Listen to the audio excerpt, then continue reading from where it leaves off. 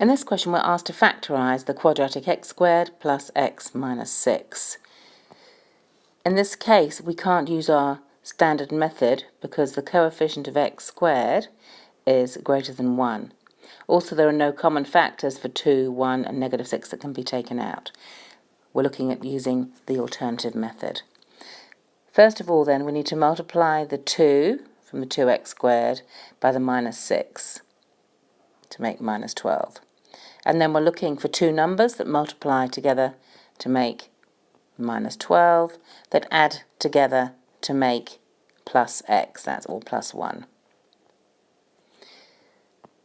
To make minus 12 then, we could do 3 times 4, but if we're trying to make minus 12, when we want to add together to make 1x, then we'll do minus 3 times positive 4, because a minus times a positive makes a negative, and negative 3 plus 4 makes 1.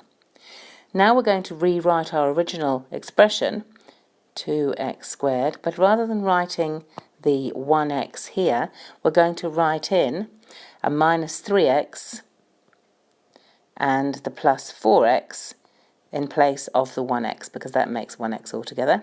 And we're going to be very careful how we write it, because we want to be able to take out a factor that factors into the 2x squared. So because we've got a 2x squared, then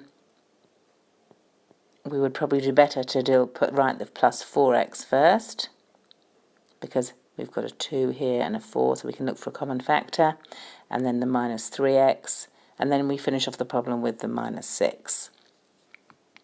Now we can partially factorise.